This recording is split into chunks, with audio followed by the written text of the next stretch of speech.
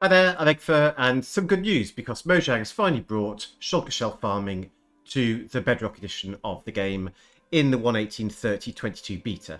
So it's in the beta, the previews, it's not in the full release game yet, but I thought it'd be kind of cool to show you guys some of the stuff I've found in terms of shulker shell farming, some of the stuff we know as a community, and show you my prototype of the one-shot Shulker Shucker, which is the farm that you see behind you. And it is, as I say, a prototype. I'm not going to publish a video on how to build it yet because things might change as we move through the betas, get this into the full release for game. So I think we'll see how that goes. But this farm at the moment produces 340 shells per hour, roughly. More rate testing required, but around 340 shells per hour for 2 shulkers. So it is currently the fastest shulker farm that's been published to date.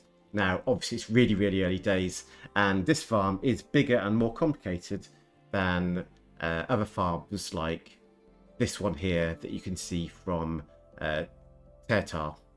So I don't know if it's exactly the same as his farm, but I saw his farm and I kind of tried to reproduce it. I think it's probably pretty much exactly the same. But if I have got something wrong, then I apologise to Tertar. Not his fault, it's mine. But anyway, I want to do something a little bit different. So we'll go and talk about some of the things I found and some of the mechanics behind the farm. Okay, so let's dive straight in. Let's start off by running through some of the basics of the shulker mechanics. So obviously they're found in end cities. They have 15 hearts, so that's a total of 30 health points. They fire bullets, and the bullets deal 2 times damage, as well as giving you levitation effect. And when they're killed, they drop either 0 or 1 shulker shell. So it's about 50-50 chance that you'll get a shulker shell. If you've got a looting enchantment, and you can use that, then you get up to 4 shells. So that's an average of 2 with looting 3. They can't be damaged by projectiles when they're closed, only when they're peeking or fully open. And they drop 5 XP from a player kill. So, you know, they're kind of worth it. Although shulker shell farming is pretty slow, you're not going to get masses of XP really quickly from it. And why are we actually farming shulkers? So we farm them to gather the shells, and they can be crafted into shulker boxes. And the shulker boxes are really, really important. It's something that we've not had easy, reproducible access to on Bedrock until now. But with a shulker box, you can carry around a load of stuff, and they're really good for some of the more advanced storage tech as well. Let's talk about farming then. So just to be clear, shulkers are only happy on certain blocks. So they don't go onto glass or slabs or chests, or hoppers, that kind of thing willingly. However, all solid blocks, observers, pistons, and a whole bunch more, they will attach to. And they can teleport away if damaged. So they can go up to 8 blocks in any of the X, Y, or Z directions. And that's a total area of 17 by 17 by 17, okay? Now, the block they move to has to be a valid block, so one of the ones that I said they're happy on, and it must be inside that area. So if you've got a block that's 9 blocks away, but the shulker could teleport onto one of its faces and be 8 blocks away, it won't do that. And similarly, if a block is that it's going to teleport to is 8 blocks away, it won't go onto the outside of that block and teleport 9 blocks to get onto it. So it only teleport within that 17 by 17 by 17 area and only onto a block which is also inside that same area. Okay, so this is the key to it. A shulker that's killed by a shulker bullet will replicate and it'll drop whatever it's going to drop, and in the same place a new shulker will appear. And that's the basis of how we farm them, right? One thing to watch out for is that damaged shulkers can also reproduce an extra shulker. And again, that's in that same kind of 17 by 17 by 17 area that a new shulker can appear. That is much rarer than replication. So, you know, when they die, they always replicate. Reproduction is really quite rare from what I've seen. However, I haven't really fully worked out the mechanics for it, and I think there's quite a bit more work for me to do on that, and no doubt other people are doing the same thing at the same time.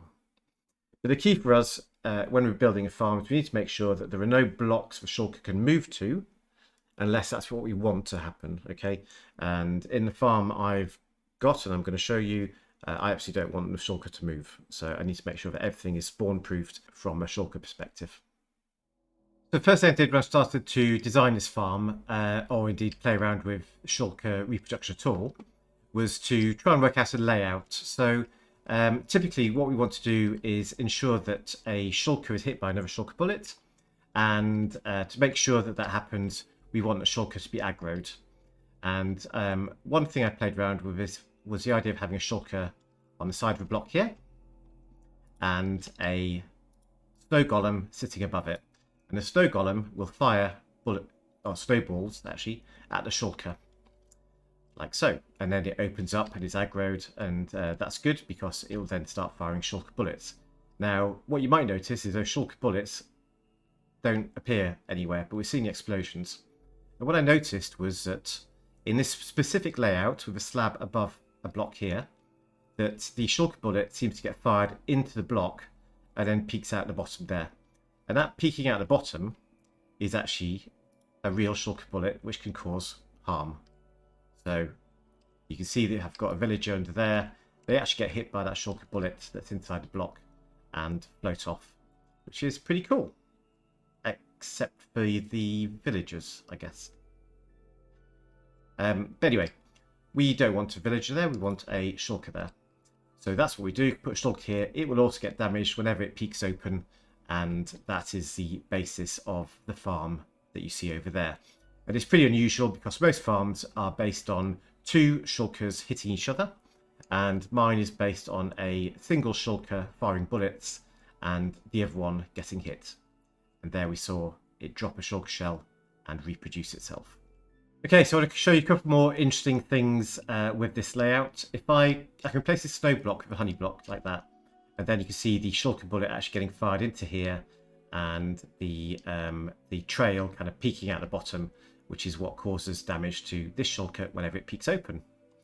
And the other thing I noticed was that although the shulker bullets should always end up in here, they do sometimes escape. And if I put a block over the top of the shell of a shulker, that stops it. So now this golem is pretty safe. And another interesting little thing is another block just here above the base of a shulker basically turns it off. So it's now not firing any bullets.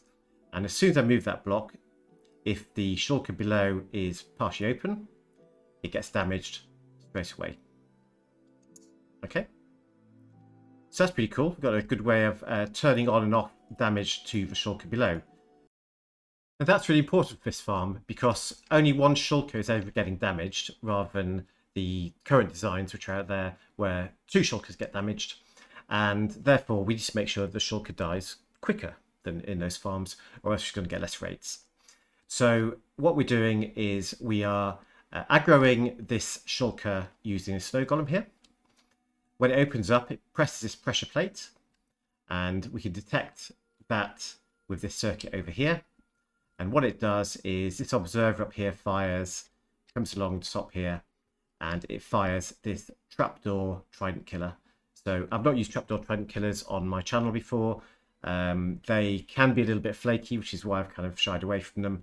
But they are very, very effective and very compact. So this trapdoor trident killer has got specifically an impaling 2 tridents on it. And the reason it's specifically that is that we're going to use it to hit the shulker twice. And we do that once through this circuit up there, and once through this other circuit going round the side, which causes it to be hit half a second later. That's after the damage cooldown has gone. So we're going to hit the shulker twice with that impaling trident. The shulker is extended into the water down here, and therefore the impaling effect happens. And why is it impaling 2? Impaling 2 gives 6.5 hearts of damage. So we're hitting it twice. 6.5 times 2 is 13. If you remember, the shulker has 15 hearts. So we've done 13 hearts damage. That leaves 2. And a shulker bullet does 2 hearts of damage. So then all we need to do is hit it with 1 shulker bullet. And that's why I've called the farm the one-shot Shulker Shucker. So we can do that by moving this piston with a glass block from above the base of the shulker here, and as we saw just a minute ago, that causes this shulker to be damaged, and that's enough to kill it. Now, what you saw just then was the explosion, and that's one of the things with this farm I've noticed, where sometimes that shulker bullet doesn't hit the shulker. It's done it again. It's quite rare in general, so it doesn't make a lot of difference to the rates of the farm, but we need to make sure that we can deal with that. So this whole circuit down this side is all about detecting if a shulker stays alive too long. Then we trigger this circuit up here, and that pulls the piston back again and kills the shulker. And it'll keep going around doing that until the shulker actually does die. So it's an extra circuit that's needed just for that edge case where the shulker bullet explodes rather than actually hitting the shulker. There are some important things you need to know about this farm though. One, obviously it's more complicated than some of the other designs out there at the moment, and I'm going to show another shulker shell farm which is actually really simple. It's redstoneless and it's got very good rates as well. Not as good as this one, but comparable with some of the other farms which are out there at the moment, and it uses no redstone. It's kind of pretty cool. However, I'm there are issues with this. The first issue is this trapdoor trident killer down here, which I've talked about. Like I say, they're a little bit flaky. If you reload or relog whilst it's actually flapping the trapdoor, it can break the trident killer, and you have to pick up the trident, you have to rethrow it. In order to rethrow it, you've got to move your shulker somewhere else. It's really painful. So that is a bit of a problem. But worse than that is that I discovered something that looks like a bug, and I had to record the farm for about 5 hours. I did recording because what I found was when I AFK at this farm for a very long time, the shulker here just can die, and I had no idea why that was happening, and I've managed to catch it in a recording. So here's that recording. Okay, so we can see everything's going normally. The shulkers are opening, they're getting killed, and the next one comes along, gets aggroed by the snow golem, and gets killed. Everything's fine until suddenly one of them comes along and he opens, he closes again, he reopens, and then dies because he gets hit again by the trident because he's pressed pressure plate one more time. Okay, so let's turn the farm off for now, and I can do that with this lever here.